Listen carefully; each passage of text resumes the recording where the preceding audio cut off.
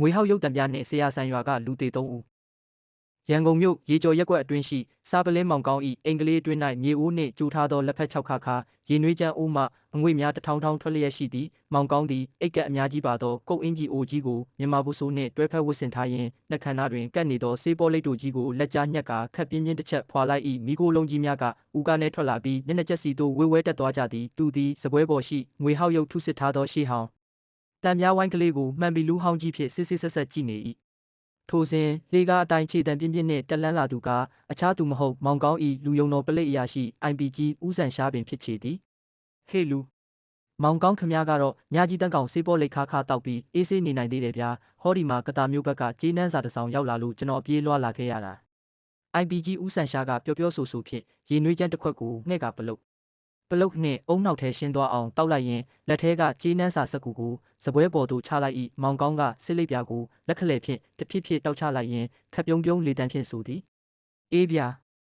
IPG ကလည်းပြရခတ်လို့ကဲအောက်ထပ်မှာငပိရီနဲ့တိုးစရာဟင်းချုပ်ပူတွေရှိသေးတယ်ထမင်းစားပြီးပြီလားမစားရသေးရင်စားဦးပြီးမှကတာမျိုးကဆရာကြီးဦးမြတ်တာပို့လိုက်တဲ့ငွေဟောက်တံပြားနဲ့လူသေး3 ဦးအကြောင်းအေးအေးဆေးဆေးပြောကြတာပေါ့ထမင်းကတော့နောက်မှစားမယ်မောင်ကောင်းရီအခုကိစ္စကတာမန်မဟုတ်ဘူးဗျကတာမျိုးအနီးကဆရာဆန်ရွာကရှေးဟောင်းဖျားပြက်ကြီးထဲမှာရွာသား3 ယောက်ဆန်းဆန်းကြဲကြဲတည်နေတာတည်တဲ့လူတွေရဲ့ရင်ဘတ်ပေါ်မှာဟောဒီလိုငွေဟောက်ရုပ်တံပြားဝိုင်းတွေတင်ထားလျက်သားတွေ့ရတယ်တဲ့ဗျာရွာသားတွေကတော့ငကားမင်းအမျက်ထွက်လို့တေးရတာဆိုပြီးယုံယုံတဲတဲဖြစ်နေကြပြီးပလိတ်မင်းကြီးကလည်းဒီမှုကင်းကိုစားပလင်းမင်းကြီးမောင်ကောင်းမှပဲဖော်ထုတ်နိုင်မယ်ဆိုပြီးအကြောင်းကြားခိုင်းလိုက်တာဗျ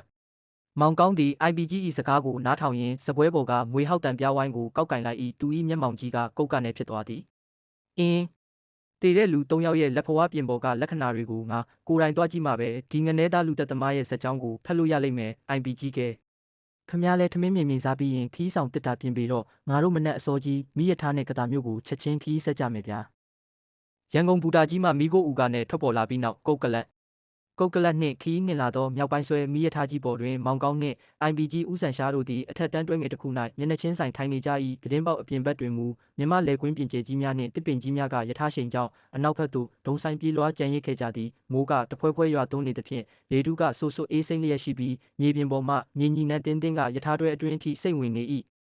မောင်ကောင်းသည်သူ၏အိတ်ကပ်အများကြီးပါသောကုတ်အင်ကြီးအိုကြီး၏အိတ်ကပ်ထဲမှဆေးပေါ်လိတ်တို့ကြီးကိုထုတ်ကာနှက်ခမ်းနားကတ်တောက်နေပြန်သည်လက်ခလဲဖြင့်ဆေးလိပ်ပြာကိုတဖြည်းဖြည်းတောက်ချလိုက်ရင်းစပွဲငယ်ပေါ်ရှိကတာမျိုးဆရာဆန်ရွာမှလူသေး3 ဦးအကြောင်းရေးသားထားသောမှတ်တမ်းစာရွက်များကိုမှန်ပြီးလူကြီးဖြင့်စစ်စစ်ဆက်ဆက်ဖတ်ရှုနေ၏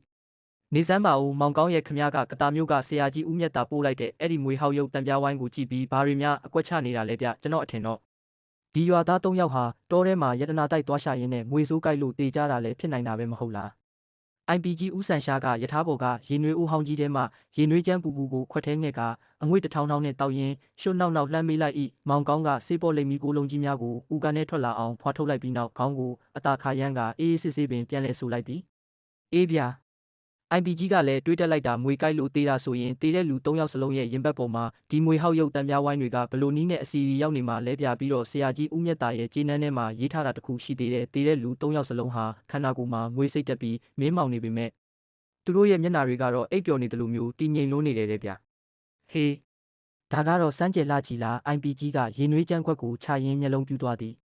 ဒါတွေမကဘူး IPG ရဲ့ဒီငနဲသားလူသက်သမားဟာတာမန်သားပြတော်လဲမဟုတ်ဘူးရိုးရာကပီးယာအတက်ကိုအတုံးချပြီးလူကိုအဝေးကနေပြူစားတက်ဖြတ်နိုင်တဲ့သူမျိုးဖြစ်နိုင်တယ်ငါတို့ကတာမျိုးကိုရောက်တာနဲ့ဆရာဆန်ရွာကဖျားပြက်ကြီးစီကိုချက်ချင်းသွားရမယ်တေဆုံးသူတွေရဲ့လက်ဖွားပြင်ပေါ်ကလက္ခဏာလမ်းကြောင်းတွေကိုငါကိုယ်တိုင်တိတိကျကျကြည့်ရှုစစ်ဆေးပြီးသူတို့ဘလို့စိတ်အခြေအနေနဲ့တေဆုံးသွားခဲ့ရလဲဆိုတာကိုအဖြေရှာရလိမ့်မယ်မောင်ကောင်းကပြောဆိုဖြင့်ဆေးပေါ်လိတ်တို့ကိုစပွဲအစွန်းတွင်ဖိချေကငိမ့်တက်လိုက်၏ထို့နောက်သတင်းပေါက်အပြင်ဘက်ကမိုးဖွဲဖွဲရွာနေသောမြောက်ဘက်ကောင်းကင်ရံကြီးကိုစူးစိုက်ကြည့်ရင်သူ၏ရင်ထဲ၌ကတာမျိုးမှုခင်းအစ်အတွက်ထောင်ချောက်ကွက်များကိုစတင်ကွက်ချတွေးတောနေတော့သည်မိရထားကြီးသည်ဟူအိုးဆွဲလျက်ကတာဘူတာယုံအတွင်းသို့ဖြင်းညင်းစွာဆိုက်ရောက်လာခဲ့လေပြီးအပြင်ဘက်တွင်မိုးကတဖွဲဖွဲရွာနေဆဲဖြစ်ပြီးမြေကြီးမှမြေကြီးနှံတင်းတင်းကလေထဲတွင်ပြန့်လွင့်လျက်ရှိ၏ဘူတာယုံတစ်ခုလုံးတွင်ခီးသည်များဈေးသည်များဖြင့်ရှုပ်ထွေးလျက်ရှိနေတော်လဲလူအုပ်ကြားထဲမှဖြတ်တန်းလာသောစားပလင်းမောင်ကောင်း၏အိတ်ကပ်အများကြီးပါသောကုတ်အင်ကြီးအိုကြီးနှင့်ပစိုးကွင်းတိုင်းကွက်စရိုက်ကမူလူတိုင်း၏အကြည့်ကိုဆွဲဆောင်လျက်ရှိသည်ဟေးလူ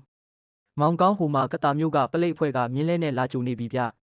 IPG ဦးဆန်ရှားကခီးဆောင်တစ်တာကိုဆွဲရင်းလှမ်းပြောလိုက်သဖြင့်မောင်ကောင်းကဆေးပေါ်လိတ်တို့ကြီးကိုနှက်ခမ်းနားကပ်ကဦးကနဲ့မီကိုလုံးကြီးများထွက်လာအောင်ဖွာထုတ်လိုက်ပြီးခေါင်းငိမ့်ပြလိုက်၏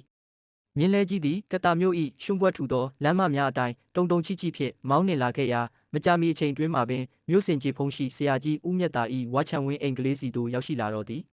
လာဗျာစားပလင်းမင်းကြီးမောင်ကောင်းနဲ့ IPG ဦးဆန်ရှာခရီးပန်းလာကြပြီးဟောဒီမှာလက်ဖက်6ခါခါကြိုထားတဲ့ရင်နွေးချမ်းပူပူလေးတောက်ကြအောင်အသက်80ခန့်ရှိပြီးဘေးတင်နန်းဆက်လာသောဆရာကြီးဦးမြတ်တာကစီးကြိုနှုတ်ဆက်ရင်းရင်နွေးချမ်းကိုအငွေ1000နှင့်ခွက်ထဲသို့လောင်းထည့်ပေးရှာသည်မောင်ကောင်းကရင်နွေးချမ်းပူပူကိုပလုတ်နှင့်အုံနောက်ထဲရှင်းသွားအောင်တောက်လိုက်ပြီးနောက်လက်ခလဲဖြင့်စစ်လိပ်ပြာကိုတဖြစ်ဖြစ်တောက်ချရင်းခက်အေးအေးပင်မေးလိုက်၏အေးဗျာ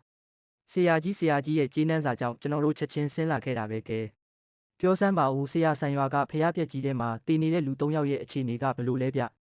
ဆရာကြီးဦးမြတ်တာကတပ်ပြင်းတစ်ချက်ကိုလေးနဲ့စွာချလိုက်ရင်းဆိုလေသည်တည်တဲ့သူ3ယောက်စလုံးကဆရာဆန်ရွာကရွာသားအခြေခံတွေပါပဲမောင်ကောင်းရာထူးဆန်းတာကသူတို့ဟာညဘက်ဖျားပြက်ကြီးတဲ့ကိုဘာကြောင့်သွားကြလဲဆိုတာဘယ်သူမှမသိဘူးမနေ့ကျတော့ဖျားနီးမှာ3ယောက်စလုံးအသက်မရှိတော့ပဲရင်ဘက်ပေါ်မှာမွေးဟောက်ရုပ်တံပြားဝိုင်းတွေတင်းလျက်သားတွေ့ရတာပဲအခုအလောင်းတွေကိုရွာကတာတုကန်စရက်ပေါ်မှာခစ်တတင်ထားတယ်ဗျရွာသားတွေကတော့ငကားမင်းအမျက်တော်ရှာတေးရတာဆိုပြီးကြောက်လန့်တကြားနဲ့အိမ်မြင်အောင်မထွက်ရဲကြတော့ဘူးမောင်ကောင်းကသူ၏အိတ်ကက်ထဲမှမိမိယူဆောင်လာသောမွေဟောက်တံပြားဝီကိုထုတ်ယူကာစပွဲပေါ်သို့တင်လိုက်ရင်းနှုတ်ခမ်းထောင်တွင်ထူးဆန်းသောအပြုံးတစ်ခုပေါ်ထွက်လာသည်အေးမနေသားလူသက်သမားကတော့လူတွေကိုငကားမင်းအမျက်တော်ရှာသလိုမျိုးဖြစ်အောင်တေးတက်တက်ညံကစားသွားတာပဲ IPG ကဲဆရာကြီးကျွန်တော်တို့အချိန်ဆိုင်မနေတော့ဘူးအခုချက်ချင်းပဲဆရာဆန်ရွာကဇရက်စီကိုသွားပြီးအလောင်းတွေရဲ့လက်ဖွားပြင်ကိုစစ်ဆေးကြတာပေါ့ဗျာမိုးကတဖွဲဖွဲရွာနေစေဖြစ်သဖြင့်ဆရာဆန်ရွာလေးတွင်းရှိလမ်းများမှာညုံပွဲများဖြင့်ထူထက်လျက်ရှိသည်ရွာပြင်ဘက်ခက်လန်းလန်းရှိတာတုကန်ဇရက်အိုကြီးစီတို့စားပလင်းမောင်ကောင်းနှင့် IPG ဦးဆန်ရှားတို့မြင်းလဲဖြင့်ဆိုက်ရောက်လာခဲ့ကြ၏ဇရက်တစ်ခုလုံးတွင်ဖားအော်တန်ဖားကြီးတန်များမှတပါ6ချားပွဲရာတိတ်ဆိတ်လျက်ရှိနေသည်ရွာသားအချို့နှင့်ရွာလူကြီးများမှာဇရက်အောက်တွင်စုယုံကမျက်နှာများဖြူဖြောလျက်ရှိကြ၏ကဲ IPG ငါတို့ဇရက်ပေါ်တက်ကြဆိုဗျာမောင်ကောင်းကနှက်ခမ်းနားကပ်နေသောစေးပေါ်လိတ်တူကြီးကိုလက်ခလဲဖြင့်တဖြစ်ဖြစ်အပြာတောက်ချလိုက်ရင်းလေကားအတိုင်းတည်ငြိမ်စွာတက်လန်းသွားသည်ဇရက်အလဲကျမ်းပြင်ပေါ်တွင်ဖျားချမ်းများဖြင့်အုပ်ထားသောအလောင်း3လောင်းကိုအစီတွေ့လိုက်ရ၏မောင်ကောင်းသည်ဖျားချမ်းများကိုတစ်ခုချင်းစီလှန်လိုက်ရာတေဆုံးသူရွာသား3ဦး၏ရုပ်အလောင်းများပေါ်ထွက်လာသည်ဆရာကြီးဦးမြတ်တာပြောခဲ့သည့်အတိုင်းပင်တေဆုံးသူများ၏ရင်ဘတ်ပေါ်တွင်ငွေဟောက်ရုပ်တံပြားဝိုင်းများတင်းလျက်သားရှိနေပြီးခန္ဓာကိုယ်များမှာငွေစိတ်တက်တကယ်သို့ညိုမဲနေကြ၏သို့သောအစမ်းကျဲဆုံးအချက်မှာရင်းတို့၏မျက်နှာများမှာတပြားတိုက်ခံရသူသို့မဟုတ်အဝတ်ထဲလူရက်ခံရသူများကဲ့သို့ထိတ်လန့်တုန်လှုပ်ခြင်းမရှိဘဲအိမ်မက်ကောင်းကောင်းမက်လျက်အိပ်ပျော်နေတကယ်သို့တည်ငြိမ်အေးချမ်းလွန်းနေကြရင်းဖြစ်ချေသည်နေစမ်းပါဦးမောင်ကောင်းရဲ့လူတွေကဘာလို့ဒီလောက်တောင်မျက်နှာအေးချမ်းနေရတာလဲဗျငွေတိုက်ခံရတဲ့သူဆိုရင်နာကျင်လို့မျက်နှာပြက်ရမှာမဟုတ်ဘူးလား IPG ဦးဆန်ရှားကရင်းနှွေးချမ်းအိုးမပါသဖြင့်စိတ်မယိုမရိပ်ဖြစ်နေရင်အလောင်းများကိုကုန်းကြည့်ကမေးလိုက်၏မောင်ကောင်းကစေးပေါ်လိမ်မီကိုလုံးကြီးများကိုဦးကားနဲ့ထွက်လာအောင်ဖွာထုတ်လိုက်ပြီးနောက်သူ၏အိတ်ကပ်အများကြီးပါသောကုတ်အင်ဂျီအိုကြီးထဲမှမှန်ပြီးလူဟောင်းကြီးကိုထုတ်ယူကာပထမဆုံးအလောင်း၏ညာဘက်လက်ဖွားကိုဆွဲဖြန့်၍စစ်ဆေးလေတော့သည်အေးဗျာ IPG ရဲ့ဒါကြောင့်မို့လို့ငါကဒီငနဲသားလူသက်သမားဟာကပီရအတက်ကိုတုံးတယ်လို့ပြောတာပေါ့ပဲဟောဒီမှာကြည်စမ်းဗျာမောင်ကောင်းကမှန်ပီလူကြီးကိုကိုင်ရင်ဒုတိယနဲ့တတိယအလောင်းများ၏လက်ဖွားပြင်များကိုပါတပြိုင်နက်တည်းညွှန်ပြလိုက်၏တည်တဲ့လူ3ယောက်စလုံးရဲ့လက်ဖွားပြင်ပေါ်ကတာဝါကဂျိုခုံဖလိုင်းလဝနာတွေကအလိုလိုနေရင်ညှိုးရမ်းချောက်တွေ့နေကြတယ်ဒါတင်မကဘူးသူတို့ရဲ့ဦးကောင်းလန်းကြောင်းအစုံနာမှာထူးဆန်းတဲ့အဆက်ပြောက်ငယ်လေးတွေကိုစီပေါ်နေတယ်ဗျလက္ခဏာပညာအရဒီလိုလက္ခဏာမျိုးပါတဲ့သူတွေဟာတေခါနီးအချိန်မှာမိမိကိုမိမိမသိတော့ပဲစိတ်အာယုံမျိုးယူဖန်ဆားခြင်း hypnotism ကိုခံလိုက်ရတာပဲ IPG ဆိုလိုတာကသူတို့ဟာလူသက်သမားရဲ့ဆုံးကဝေအတက်သို့မဟုတ်စိတ်မျိုးအတက်ကြောင့်အိမ်မွေးချခံလိုက်ရပြီးအိပ်ပျော်နေရင်းနဲ့ပဲငွေစိတ်ကိုအေးအေးဆေးဆေးခံယူပြီးတေဆုံးသွားခဲ့ကြတာပဲဗျာမောင်ကောင်းဤလက္ခဏာစစ်တမ်းကြောင့် IPG ဦးဆန်ရှားတာမကဇရက်အောက်ကရွာလူကြီးများပါကြော်ယူတဲ့အထိစိတ်ကနေအေးသွားရတော့သည်အေးဒါဆိုဒီငနဲသားဟာဘာကြောင့်ဒီရွာသား3ယောက်ကိုဖျားပြက်ကြီးတဲ့ခေါ်ပြီးအိမ်မွေးချတက်ရတာလဲမောင်ကောင်း IPG ကမေးပြန်သည်မောင်ကောင်းကမှန်ဘလူးကိုအိတ်ကက်ထဲပြန်ထည့်လိုက်ရင်ဇရက်အပြင်ဘက်ကမိုးခွဲခွဲကြားတွင်အုံဆိုင်မောင်မိုင်းနေသောဆရာဆန်ရွာဖျားပြက်ကြီးရှိရာကုန်းမြင့်စီသို့စူးစိုက်ကြည့်ကာစကားတခွန်းကိုပြတ်သားစွာဆိုလိုက်၏အဲ့ဒီအဖြေကိုသိချင်ရင်တော့ငါတို့အခုချက်ချင်းပဲဟောဒီမွေဟောက်တံပြားဝိုင်းတွေပေါ်ထွက်လာရာဆရာဆန်ရွာဖျားပြက်ကြီးစီကိုကွင်းစင်းစစ်ဆေးရလိမ့်မယ် IPG ဗျာတာရုကန်စရက်ပေါ်မှထွက်ခွာလာပြီးနောက်စားပလင်းမောင်ကောင်းနှင့် IPG ဦးဆန်ရှားတို့သည်ရွာပြင်ဘက်တောအုပ်ထူထူအတွင်းရှိကုန်းမြင့်စီသို့ခြေလမ်းကျဲကြီးများဖြင့်ရှောက်လန်းလာခဲ့ကြ၏မိုးကတဖွဲဖွဲရွာနေစေဖြစ်သဖြင့်တစ်ပင်ကြီးများ၏အရွက်များပေါ်မှမိုးရေဆက်များကမြေကြီးပေါ်သို့တောက်နှင့်အဆက်မပြတ်ဆင်းသက်လျက်ရှိသည်ပတ်ဝန်းကျင်တစ်ခုလုံးတွင်မြေညီနှံ့များကန်ထွက်နေပြီးမှောင်ရိပ်ကြဆင်းစာကားလာမှုတောအုပ်ကြီးအတွင်း၌တမျိုးကြီး၆ချားပွဲရာအေးစိမ့်လျက်ရှိ၏ကုန်းမြင့်ထိပ်သို့ရောက်ရှိလာသောအခါအင်္ဂလိပ်များကွာကြပြီးညောင်မြင့်များရစ်ပတ်နှောင်ဖွဲ့ထားသောရှေးဟောင်းဖျားပြက်ကြီးကိုလှမ်းမြင်လိုက်ရတော့သည်ဟေးလူ မောင်ကောင်းဖျားပြက်ကြီးကတော့နာမည်နဲ့လိုက်အောင်6ချာရှိလာကြည်လာပြညဘက်ဆိုရင်ရွာသားတွေနေနေတာတာပလိတ်တွေတောင်လာရဲမဲ့နေရမဟုတ်ဘူးIPG ဦးဆန်ရှားကဖျားပြက်ကြီးဤမုံဝကိုကြည်ရင်ရေနွေးချမ်းပူပူတောက်ချင်စိတ်ကိုအောက်ဤကခါကြက6လုံးပြူးတနက်ကိုစမ်းလျက်စကားဆိုဤမောင်ကောင်းကစေးပေါ်လိတ်တူကြီးကိုနှုတ်ခမ်းနာကတ်တောက်နေရင်လက်ခလေဖြင့်စစ်လိပ်ပြာကိုတဖြစ်ဖြစ်တောက်ချလိုက်ကဖျားမိုးဝစီတို့အေးအေးဆေးဆေးပင်ဝင်ရောက်သွားလေသည်ဖျားပြက်ကြီးဤလိုင်ကူအတွင်း၌မူအပြင်ဘက်ထက်ပုံမမောင်မိုင်းလျက်ရှိနေ၏ဂူအလဲတွင်ဦးကောင်းတော်ပျက်စီးနေသောစင်းတူတော်ကြီးတဆူရှိပြီးစင်းတူတော်ဤရှေးမောက်ကျမ်းပြင်ပေါ်တွင်မူလူ3ဦးသေဆုံးစဉ်ကထင်ကြံရစ်ခဲ့သောတွေးကွက်6ချို့ကိုတွေ့မြင်နိုင်သေးသည်မောင်ကောင်းသည်သူ၏အိတ်ကပ်အများကြီးပါသောကုတ်အင်ဂျီအိုကြီးထဲမှမှန်ပြီးလူဟောင်းကြီးကိုထုတ်ယူကာတေဆုံးသူများလဲကျခဲ့ရာမြေပြင်ပတ်ဝန်းကျင်ကိုစစ်စစ်ဆက်ဆက်ကွင်းစင်းကြည့်ရှုလေတော့သည် IPG ကလည်းဓမီတို့ကလေးဖြင့်မြေပြင်ကိုလိုက်လံထိုးလင်းပေးရှာ၏နေစမ်းပါဦးမောင်ကောင်းရဲ့ခမဟောဒီမြေကြီးပေါ်မှာဘာတွေများလိုက်ရှာနေတာလဲဗျာငွေကြိုက်တာပဲခြေရလက်ရဘာကြံမှာမို့လို့လဲအေးဗျာ IPG ကလည်းစိတ်မရှိလှကြည်လားဟောဒီမှာကြည်စမ်းဗျာမောင်ကောင်းကစေးပေါ်လိမီခိုလုံးကြီးများကိုဦးကနေထွက်လာအောင်ဖွာထုတ်လိုက်ရင်စင်းတူတော်ကြီးဤပလင်အောက်ချီနာကမြေပွားပြင်တစ်ခုကိုမှန်ပီလူဖြစ်ပြသလိုက်၏ဒီမြေပြင်ပေါ်မှာလူတယောက်ကတုပါဖက်နှက်စီးထားတဲ့ခြေရာတွေထင်ကျန်နေတဲ့ပြခြေရာကသေးငယ်ပြီးတေးတက်လာတယ်ဒါဟာရွာသားအခြေခံတွေရဲ့ဖက်နှက်ခြေရာမဟုတ်ဘူးရန်ကုန်သို့မဟုတ်မန္တလေးလိုမြို့ကြီးပြကြီးကလာတဲ့တထေးတရုတ်သို့မဟုတ်ပညာတတ်တယောက်ယောက်ရဲ့ခြေရာပဲ IPG ဆိုလိုတာကဒီငနဲသားလူသက်သမားဟာရွာသား3ယောက်ကိုဖျားပြက်ကြီးရဲ့ခေါ်လာပြီးအိမ်မွေးချတဲ့တုန်းကသူကိုယ်တိုင်ဒီနေရာမှာမတ်တက်ရက်ပြီးစောင့်ကြည့်နေခဲ့တာပဲဗျာမောင်ကောင်းကပြောဆိုဖြင့်စင်းတူတော်ကြီးဤအောက်ခြေကြောက်သားပြင်ကိုလက်ဖြင့်လိုက်လံဆန်းတက်လိုက်ရာကြောက်သားတစ်ခုကဂျိန်းကနဲ့မိကအနှဲငယ်ပွင့်ဟသွားသည်ကိုတွေးလိုက်ရသဖြင့်မောင်ကောင်းနှင့် IPG တို့နှစ်ဦးစလုံး၏မျက်လုံးများကဖြက်ကနေပြူးကျဲသွားကြလေတော့သည်စင်းတူတော်ကြီးဤပလင်အောက်ခြေကြောက်သားပြင်သည်ဂျိန်းကြည်ကူတုတ်ခုအတန်မီလျက်အောက်ထပ်သို့ဆင်းရလှေကားထက်တစ်ခုဖြစ်ဟာလာဟင်းလင်းပွင့်ဟသွားခဲ့လေပြီးအောက်ထပ်မှလေဟောင်းကြီးတစ်ချက်ကဆေးညော်နှံဖုံနှံများနှင့်အတူအပေါ်သို့တိုးဝှေ့တက်လာ၏ဟေးလူမောင်ကောင်းဖျားပြက်ကြီးရဲ့အောက်မှာဟောဒီလိုလှိုင်ကောင်းအမှောင်ကြီးရှိနေလိမ့်မယ်လို့ကျွန်တော်တခါမှမတွေးမိဘူးဗျာဒီငနဲသားလူသက်သမားဟာဒီအောက်ထဲမှာပုံနေတာဖြစ်နိုင်မလား IPG ဦးဆန်ရှားကဓမီတို့ကလေးကိုလှေကားဝက်စီတို့ထိုးပြရင်အနှဲငယ်ကြောစိန်သွားဟန်ဖြင့်တနက်ကိုကြစ်ကြစ်ပါအောင်စုပ်ကင်ကမေးလိုက်၏မောင်ကောင်းကစေးပေါ်လိတ်တို့ကြီးကိုနှုတ်ခမ်းနာကတ်တောက်နေရင်လက်ခလဲဖြင့်ဆေးလိပ်ပြာကိုတဖြစ်ဖြစ်တောက်ချလိုက်ကခက်ပြုံးပြုံးပင်ဆိုလိုက်သည်အေးဗျာ IPG ကလည်းကြောက်တက်လိုက်တာလူသက်သမားကဒီအောက်ထဲမှာရှိနေရင်လေငါတို့စားပလင်းတွေနဲ့တွေးကြတာပေါ့ဗျာကဲစင်းကြဆိုမောင်ကောင်းသည်အိတ်ကပ်အများကြီးပါသောကုတ်အင်ဂျီအိုကြီးကိုပြင်ဝတ်လိုက်ပြီးမှောင်မဲနေသောကြောက်လေကားအတိုင်းအောက်ထပ်သို့အေးအေးဆေးဆေးပင်ဥဆောင်၍ဆင်းသက်သွားလေတော့သည် IPG ကလည်းမောင်ကောင်း၏နောက်ကနေမိုးရေဆူရွှဲနေသောဖက်နှက်တန်တစ်ချက်မိအောင်ထက်ချက်မကွာလိုက်လံဆင်းသက်ခဲ့၏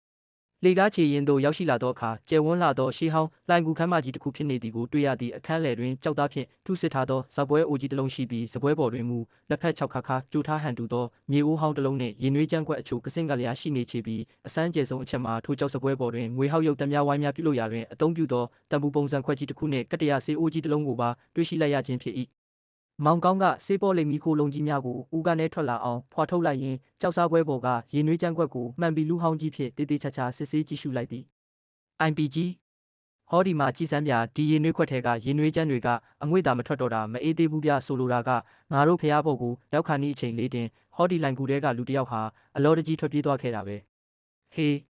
ဒါဆိုဒီငနဲသားကငါတို့လာတာကိုတီလို့ထွက်ပြေးတာပေါ့မောင်ကောင်း IPG ကဓမီကိုဝေယံထိုးရင်းអော်လိုက်သည်ဟုတ်တယ် IPG ဒါတင်မကသေးဘူးဗျဟောဒီကျမ်းပြင်ပေါ်ကကတုပါဖက်နှက်ခြေရာတွေကိုကြည်စမ်းဦးသူကလှိုင်ကူရဲ့အနောက်ဘက်ကလှုပ်ဝက်ထွက်ပေါက်တိုင်းတောထဲကိုထွက်ပြေးသွားတာပဲကဲIPG ငါတို့လည်းအချိန်ဆိုင်မနေနဲ့တော့ဒီငနဲသားလူသက်သမားရဲ့နောက်ကိုအမောင်ထဲမှာတင်ခြေရခံပြီးအမိအယလိုက်ဖမ်းကြစို့ဗျာမောင်ကောင်းသည်ကြောက်စပွဲပေါ်ကမွေဟောက်တံပြပုံစံခွက်ကိုအိတ်ကက်ထဲသို့ကောက်ထည့်လိုက်ရင်ဓမီတို့ကိုကင်ကာကူအနောက်ဘက်ထွက်ပေါက်စီသို့ခြေလန်းကျဲကြီးများဖြင့်အရှိန်ဟုန်မြင့်၍ပြေးထွက်သွားလေတော့တဲ့လှိုင်ကူအနောက်ဘက်လှုပ်ဝက်ထွက်ပေါက်မှတဆင့်ပြင်ပသို့ရောက်ရှိလာသောအခါအပြင်ဘက်တွင်ညင့်ကပုံမနက်မောင်ရဲရှိနေပြီဖြစ်သည်မိုးကတဖွဲဖွဲရွာနေစေဖြစ်သည်ဖြင့်တစ်ပင်ကြီးများ၏အရွက်များကြားမှလေတိုးတံမှဟူဟုမြီက6ချားပွဲရာကောင်းလာ၏မြေကြီးပေါ်တွင်ရှုံ့ပွက်များနှင့်အတူတရွက်6များဖုံးလွှမ်းနေတော်လဲမောင်ကောင်း၏စုံတောင်းမျက်လုံးများကမူအမောင်ထုကြားတွင်လမ်းစာကိုအမိရရှာဖွေလျက်ရှိသည်ဟေးလူမောင်ကောင်းတကောလုံးလဲမှောင်မဲနေတာပဲဗျဓမီရောက်မိမ့်မိန်လေးနဲ့ဟောဒီရှုံ့တွေကြားထဲမှာဒီငနဲသားရဲ့ကတုပါဖက်နှက်ချေရာကိုဘလို့နီးနဲ့လိုက်ရှာမှာလဲဗျကျွန်တော်ဖြင့်ငွေစိုးကြိုက်မှာပဲကြောက်နေရတယ်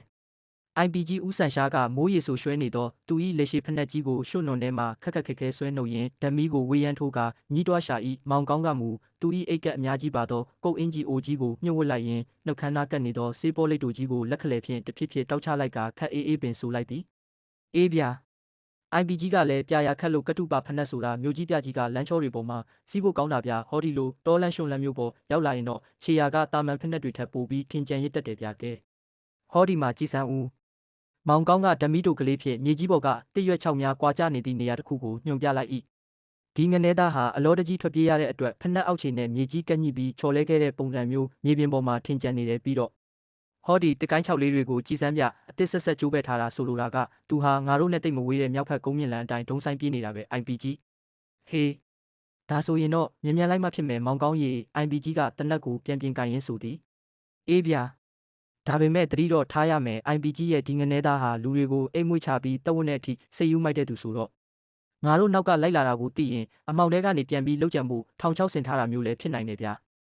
မောင်ကောင်းကစေးပေါ်လိမ့်မီကိုလုံးကြီးများကိုဦးကနေထွက်လာအောင်ဖွာထုတ်လိုက်ရင်ဓမီတို့ကိုမြေပြင်သို့အောက်ချလျက်ခြေတံကိုလုံးဝဖြောက်ကတောအုပ်မောင်မောင်အတွင်းသို့ကြောင်ကတားတကောင်ပမာဖြင်းညင်းစွာခြေလန်းကျဲကြီးများဖြင့်ရှေ့သို့တိုးဝင်သွားလေတော့တဲ့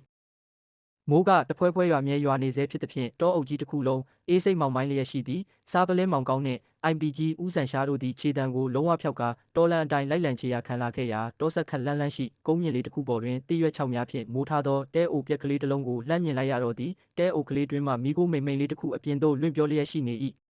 ဟေးလူမောင်ကောင်းဟိုရှိကတဲအိုပြက်ထဲမှာမီးရောင်တွေ့ရဗျာဒီငနေသားလူသက်သမားဟာအဲ့ဒီထဲမှာပုံနေတာဖြစ်ရမယ်IPG ဦးဆန်ရှားကမောင်ကောင်းဤနာနာတို့ကက်ကခတ်တိုးတိုးလှမ်းပြောလိုက်ရင်ခါကြားက6လုံးပြူတနက်ကိုအစင်သင့်ဆွဲထုတ်လိုက်၏မောင်ကောင်းကမူသူ၏နှခမ်းသားတွင်ကတ်နေသောစေးပေါ်လိတ်တို့ကြီးကိုလက်ခလဲဖြင့်တဖြစ်ဖြစ်တောက်ချလိုက်ရင်မျက်လုံးများကိုဆူးရှစွာထားလျက်ခက်အေးအေးပင်ဆိုလိုက်သည်အေးဗျာ IPG ကလည်းတနက်ကြီးတပြင်းပြင်းနဲ့ကဲတတိတော့ထားပြငါတို့တဲအိုရဲ့ဘေးဘက်ကနေပတ်ပြီးအခြေအနေကိုချောင်းကြည့်ကြစို့မောင်ကောင်းသည်သူ၏အိတ်ကက်အများကြီးပါသောကုတ်အင်ဂျီအိုကြီးကိုပြင်ဝတ်လိုက်ပြီးတဲအိုပြက်၏ဝါထရံပေါက်လေးမှတဆင့်အတွင်းသို့စစ်စစ်ဆက်ဆက်ချောင်းမြောင်းကြည့်ရှုလေတော့သည်အထဲတွင်မြေမီးဖို့ကလေးတစ်ခုရှိပြီးရင်းဘေးတွင်အသက်40ဝန်းကျင်ခန့်ရှိကဝတ်စားဆင်ရင်ပုံတရက်လှသောလူလက်ပိုင်းအမျိုးသားတဦးသည်ကတုပါဖက်နှက်အမဲလေးကိုစီးထားလျက်သားထိုင်းနေသည်ကိုတွေးလိုက်ရ၏ထူးဆန်းသည်ကထိုသူသည်လက်ထဲတွင်အသက်ရှင်နေသောမွေဟောက်ဆိုးကြီးတစ်ကောင်ကိုကင်ထားရင်းရင်း၏မျက်လုံးများကိုစိုက်ကြည့်ကပါဆက်မှထူးဆန်းသောဂါထာမဏ္ဍအချို့ကိုတွတ်တွတ်ရွတ်ဆိုနေခြင်းဖြစ်ချေသည်ဟေးဒါကတော့စမ်းကြယ်လှကြည်လား IPG ရဲ့မောင်ကောင်းကအတန်ကိုနှိမ့်နှိမ့်လေးဆိုလိုက်သည်သူကမွေဟောက်ကြီးကိုကင်ပြီးဘာလုပ်နေတာလဲမောင်ကောင်း IPG ကမျက်လုံးပြူကမေးရှာသည်ဒီငနေသားဟာမွေစိတ်ကိုတုံးပြီးလူတွေကိုတတ်ဖို့အတွက်မွေကိုစိတ်တစအတက်နဲ့လေ့ကျင့်ပေးနေတာဗျဆရာဆန်ရွာကလူ3ယောက်ကိုတတ်ခဲ့တဲ့တရက်ခန့်အစ်စ်ဟာဟောဒီတဲတဲကလူပဲကဲ IPG နှောက်နေမနေနဲ့တော့တကားကိုဝုန်းကနေကန်ဖွင့်ပြီးအမိအယဝင်ဖမ်းကြစို့ဗျာမောင်ကောင်းကအမိတ်ပေးလိုက်သည်နှင့် IPG ဦးဆန်ရှာသည်တဲတကားဝစီတို့အဟုန်ပြင်းစွာပြေးဝင်ကခြေထောက်ဖြင့်ဝုန်းကတ်နယ်မြည်အောင်ကန်ဖွင့်ပစ်လိုက်တော့သည်တဲတဲကကတုပါဖက်နှက်နှင့်လူသည်လန့်ဖြန့်သွားပြီးလက်ထဲကမွေးဟောက်ဆိုးကြီးကိုမောင်ကောင်းတို့ရှိရာဘက်သို့ရှူကတ်နယ်မြည်အောင်ချက်ချင်းပင်လွှဲမြောက်၍ပြစ်လွတ်လိုက်လေတော့တဲ့ရှူဝူတဲအိုပြက်ကလေးတွင်၌အစိတ်ပြင်းလာသောမွေးဟောက်ဆိုးကြီးသည်လေထဲတွင်ဝေဝဲကမောင်ကောင်း၏မျက်နှာတက်တဲ့သို့ပြေးဝင်လာခဲ့ချေပြီး IPG ဦးဆန်ရှားမှငွေကြီးကိုမြင်လိုက်ရသဖြင့်မျက်လုံးအစုံပြူးကျဲသွားကတနက်ကိုပြည့်ရန်ပင်အချိန်မရတော့ဘဲလန့်ဖြန့်သွားရှာ၏သို့သောစားပလင်းမောင်ကောင်းကတတိအစင်သင့်ရှိနေသူမို့ကိုဘေးသို့ဖြတ်ကနေရှောင်လိုက်ရင်သူ၏လက်ထဲကဓမီတို့အလေးကြီးဖြင့်လေထဲကမွေးဟောက်ကြီး၏ခေါင်းကိုခော့ကနေမြည်အောင်အရှိန်ဟုန်ဖြင့်ရိုက်ချပစ်လိုက်တော့သည်မွေးဟောက်ကြီးသည်မြေပြင်ပေါ်သို့ဖုံးကားနှင့်ပြုတ်ကျသွားပြီးရွှွနှုံများကြတွင်တွတ်လိန်လျက်ရှိနေ၏ထိုစက္ကန့်ပိုင်းအတွင်းမှာပင်ကတုပါဖက်နှက်နှင့်လူသည်တဲအိုပြက်၏အနောက်ဘက်ဝါထရံကိုဝုန်းကားနှင့်တိုးဝေခွဲကအပြင်ဘက်တောမောင်မောင်ထဲသို့ထပ်မံ၍ခုန်ချထွက်ပြေးသွားပြန်သည်ပြေးလို့လွတ်မလဲငနေသားရဲ့မောင်ကောင်းကဟိန်းဟောက်လိုက်ရင်းခွဲထွက်သွားသောဝါထရံပေါဝါမှတဆင့်အပြင်ဘက်မိုးခွဲခွဲကြားသို့ဒုံဆိုင်လိုက်လံခုန်ချလိုက်တော့သည် IPG ကလည်းမြေပြင်ပေါ်ကမွေးဆိုးကြီးကိုတနက်ဖြင့်ဒိုင်းဟုမြည်အောင်စက်တိုက်ပစ်ခတ်ရှင်းလင်းလိုက်ပြီးနောက်မောင်ကောင်း၏နောက်ကနေမိုးရီထဲတွင်အသေးအတန်လိုက်လံပြေးလွှားခဲ့၏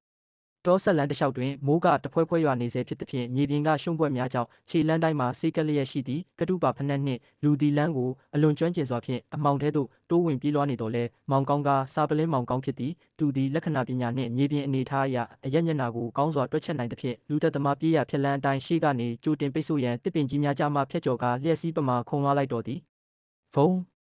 6ကမ်းပါအစုံတစ်ခုတွင်မောင်ကောင်းသည်လူသက်သမား၏ရှေ့တစ်တဲသို့ကောင်းကင်ကကျလာသည့်အလားပိတ်ရက်လိုက်၏လူသက်သမားသည်လန့်သွားပြီးသူ၏အင်ဂျီအိတ်ထဲမှဆူရှတောက်ပါသောဓားမြောင်တစ်လက်ကိုထုတ်ကာမောင်ကောင်း၏ရင်ဘတ်တစ်တဲသို့အရှိန်ဟုန်ပြင်းစွာထိုးဆိုင်လိုက်တော်သည်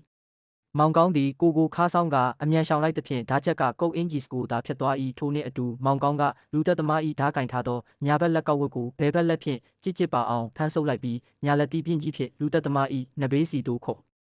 ကက်နယ်မီအောင်ချက်ပြင်းစွာထိုးနှက်လိုက်တော်သည်အာဝစ်စုံထဲမှတစ်ချက်ညီးတွားတန်ထွက်ပေါ်လာပြီးဓားမြောင်ကမြေကြီးပေါ်သို့ပြုတ်ကျသွား၏သို့သောလူသက်သမားကလည်းအားကစားသမားတဦးကဲ့သို့တန်မာလာသဖြင့်မောင်ကောင်း၏ခါကိုအတင်းဖက်ကရွှွနုံပြင်ပေါ်သို့အတူတူလှဲချလိုက်တော်သည်လူနှစ်ဦးသည်မိုးဖွဲအောက်သွေးစွန်းသောရွှွနုံများကြားတွင်တယောက်ကိုတယောက်အသေးလဲလုံးထွေးတက်ပုတ်ကြလေတော့သည်မောင်ကောင်းသည်လူသက်သမား၏မျက်နှာကိုအသေးသေးချာချာမြင်ရရန်ကြိုးစားတော်လဲလူသက်သမားကမောင်ကောင်း၏မျက်လုံးကိုရွှွနုံများဖြင့်ကောက်ကျစ်စွာကော်ပတ်လိုက်ပြဖို့မောင်ကောင်းမျက်စိခိတပြသွားသည့်စက္ကန့်ပိုင်းတွင်မှပင်လူသက်သမားသည်မောင်ကောင်း၏ရင်ဘတ်ကိုခြေထောက်ဖြင့်ကန်ကြောက်ကလွတ်မြောက်သွားပြီးခြံဝင်းအနောက်ဘက်ရှိရှေးဟောင်းဖျားပြက်ကြီးရှိရာဘက်သို့အသေးအတန်ပြန်လည်၍ထွက်ပြေးသွားလေတော့သည်မောင်ကောင်းသည်မျက်လုံးကရွှွများကိုမိုးရေဖြင့်အမြန်ဆေးချလိုက်ပြီးအသက်ကိုပြင်းပြင်းရှူရင်းဆိုလိုက်၏တောက်ခမည်းဘလောက်ပဲကောက်ချစ်ပါစေဗျာဒီညတော့ခမည်းကန်စားတာအကုန်လုံးညှိုးနှွမ်းသွားပြီပဲဖျားပြက်ကြီးထဲမှာမင်းရဲ့စသိန်းကန်းကိုငါပြင်ပေးမယ်မောင်ကောင်းသည်ဓားမြောင်ကိုကြစ်ပါအောင်စုပ်ကင်ရင်းမိုးရေထဲတွင်လူသက်သမားပြေးရာဖျားပြက်ကြီးစီသို့ခြေလမ်းကျဲကြီးများဖြင့်ထက်ကြက်မကွာလိုက်လံတိုက်ခိုက်တော်လေသည်မိုးကတဖွဲဖွဲရွာနေစေဖြစ်ပြီးဆရာဆန်ရွာဖျားပြက်ကြီး၏မိုးဦးဝတစ်ခုလုံးအမောင်ထုအောက်တွင်မှောင်မိုင်းလျက်ရှိသည်ကတုပါဖနက်နှင့်ငနေသားသည်အမောတကောဖြင့်ဖျားလိုင်ကူအတွင်းသို့ပြန်လည်ပြေးဝင်သွားပြီးနောက်ဦးကောင်းတော်ပျက်စီးနေသောစင်းတူတော်ကြီး၏နောက်ွယ်တွင်ကဲ့၍ပုံးကွယ်နေချေပြီးသူ၏ရင်ဘတ်ထဲမှအသက်ရှူတံမှအဝေးကပြေးလာရသဖြင့်လေချွန်တန်ကဲ့သို့ပြင်းထန်လျက်ရှိသည်ခလုတ်မောင်မဲနေသောလိုင်ကူတကားဝက်စီမှတည်ငြိမ်ပြီးလေးနက်လာသောခြေတံကြီးတစ်ခုကစီးကြကြထွက်ပေါ်လာသည်စားပလင်းမောင်ကောင်းသည်သူ၏အိတ်ကက်အများကြီးပါသောကုတ်အင်ကြီးအိုကြီးကိုပြင်ဝတ်လိုက်ရင်းနှုတ်ခမ်းသားတွင်ကပ်နေသောဆေးပေါ်လိပ်တူကြီးကိုလက်ခလဲဖြင့်တဖြစ်ပြတောက်ချလိုက်ကာလိုင်ကူအလဲသို့အေးအေးဆေးဆေးပင်ရှောက်လန်းလာခဲ့၏သူ၏နောက်ွယ်တွင်မူ IPG ဦးဆန်ရှားက6လုံးပြူတနက်ကိုအစင်သင့်ချိန်ရွယ်လျက်ထက်ချက်မကွာဝင်ရောက်လာသည်ကဲဟေးလူခမည်းပြေးစရာမြေမရှိတော့ဘူးဗျစင်းတူတော်ကြီးရဲ့နောက်ွယ်ကနေအေးအေးဆေးဆေးထွက်လာခဲ့စမ်းပါဦးမောင်ကောင်း၏အတန်ကြီးကလိုင်ကူအမောင်ထုအတွင်းဟိန်းထွက်သွားသည်ထိုစဉ်စင်းတူတော်နောက်မှကတုပါဖနက်နှင့်ငနေသားသည်မျက်လုံးအစုံရဲနီးလျက်ဝုန်းကနေထွက်လာပြီးလက်ထဲတွင်ကြမ်းရှိနေသောဓားမြောင်ပိုတလက်ဖြင့်မောင်ကောင်း၏ရင်ဘတ်တက်သို့အသေးအတန်ပြေးဝင်ထိုးဆိုင်လိုက်ပြန်သည် IPG တနက်နဲ့မပြစ်နဲ့ဥပြဒီငနေသားကိုငါကိုယ်တိုင်အကွက်ချဖမ်းပြမယ်မောင်ကောင်းကအော်လိုက်ရင်ပြေးဝင်လာသောဓာချက်ကိုဘေးသို့ဖြတ်ကနေရှောင်ကွင်းလိုက်၏ထိုနှင့်အတူလူသက်သမား၏ဓာကင်ထားသောညာလက်ကောက်ဝတ်ကိုဘဲဘက်လက်ဖြင့်ကြစ်ပါအောင်ဖမ်းဆုပ်လိုက်ပြီးပါနက်လာသောဂျူဒိုကွက်ဖြင့်လူသက်သမား၏ခါကိုကော်မလိုက်ကမြေကြီးပေါ်သို့ဖုံးကနယ်မီအောင်ပြင်းထန်စွာလွှဲအုပ်ပစ်လိုက်တော်သည်အာကတုပါဖနက်နှင့်ငနေသားသည်ကြောရိုးတစ်ခုလုံးကျိုးမတက်ခံစားလိုက်ရပြီးမြေပြင်ပေါ်တွင်လူလိမ့်သွား၏ဓားမြောင်ကလေးမှလည်းလက်ထဲမှလွတ်ထွက်ကဝေးသို့ပြုတ်ကျသွားချေပြီးမောင်ကောင်းသည်အချိန်ဆိုင်မနေပဲထိုသူ၏ကိုပေါ်သို့ခွက်စီးလိုက်ပြီးသူ၏လက်နှစ်ဖက်ကိုအနောက်သို့ကြစ်ပါအောင်လိန်ချိုး၍ဖမ်းဆီးပစ်လိုက်တော်သည်ကဲ IPG ဦးဆန်ရှာဟောဒီတရခန်ငနေသားကိုလက်ထိတ်ခတ်ပြီးဓာမီနဲ့တေတေချာချာထိုးလင်းပေးစမ်းပါဦးဗျာကတာမျိုးဆရာဆန်ရွာကလူ3ယောက်ကိုအိမ်မွေးချတတ်ခဲ့တဲ့ဒီလူလေကြီးရဲ့မျက်နှာကိုငါတို့တဝကြီးကြည့်ကြတာပေါ့မောင်ကောင်းကဆေးပေါ်လိမ်မီခိုးလုံးကြီးများကိုဦးကနေထွက်လာအောင်ဖွာထုတ်လိုက်ရင်ခက်ပြုံးပင်ဆိုလိုက်လေသည် IPG ဦးဆန်ရှာသည်အပြေးလွှားလာခဲ့ပြီးထိုသူ၏လက်ကိုကလောက်ဟုမြည်အောင်လက်ထိတ်ခတ်လိုက်ရင်လက်ထဲကဓမီတိုကလေးဖြင့်ထိုသူ၏မျက်နှာတက်သို့ဖြက်ကနေထိုးလင်းလိုက်တော်သည်ဓမီရောက်အောက်တွင်ပေါ်လာသောလူသက်သမား၏မျက်နှာကိုမြင်လိုက်ရသည့်ခဏ၌ IPG ဦးဆန်ရှားတယောက်မျက်လုံးအစုံပြူးကျဲသွားကအသက်ရှူမှမတက်အံ့အားတင်သွားရတော့သည်လင်းလူသက်သမားကအခြားသူမဟုတ်ရွာသား3ဦးသေဆုံးမှုကြောင့်ငကားမင်းအမျက်တော်ရှာတေရတာဆိုပြီးရွာပြင်ကတာတုကန်စေရအောက်တွင်မျက်နှာဖြူဖြောလျက်အသေးအတန်ငိုကြွေးပြနေခဲ့တော့ဆရာဆန်ရွာကရွာလူကြီးဦးပိုးထောင်ကိုယ်တိုင်ပင်ဖြစ်နေချေတော့သည်ဟေးကိုပိုးထောင်ခမဗျာရွာလူကြီးလုံနေပြီးဟောဒီလိုလက်ရဲဆက်ရဲအလုပ်မျိုးကိုလှုပ်ဝင့်တယ်လို့ကျွန်တော်တခါမှမတွေးမိဘူးဗျာ IPG ဦးဆန်ရှားကဓမီရောက်အောက်တွင်မျက်နှာပြနှမ်းနေသောရွာလူကြီးဦးပိုးထောင်ကိုကြည့်ရင်အံ့ဩတုန်လှုပ်စွာအော်လိုက်မိသည်ရွာလူကြီးဦးပိုးထောင်ကမောင်ကောင်း၏ဖမ်းဆီးမှုအောက်တွင်ရုံမရတော့ဘဲမြေပြင်ပေါ်၌တူးထောက်လျက်အသက်ရှူတံများပြင်းထန်နေ၏သူ၏မျက်လုံးများကလောဘဇောနှင့်မမာနာတို့ကုန်ခန်းကသွေးပြက်မတက်ဖြစ်နေချေပြီစားပလင်းမောင်ကောင်းသည်ထိုင်နေရာမှထလိုက်ပြီးနှုတ်ခမ်းသားတွင်ကပ်နေသောဆေးပေါ်လိပ်တူကြီးကိုလက်ခလဲဖြင့်တဖြစ်ပြတောက်ချလိုက်ရင်းခက်ပြုံးလေတံဖြင့်စတင်စကားဆိုလိုက်သည်အေးဗျာ IPG ကလည်းအခုမှအံ့ဩနေသေးတယ်ကဲ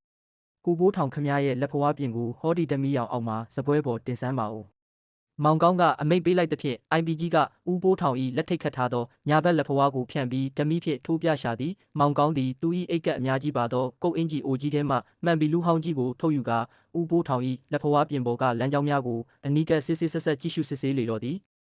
IPG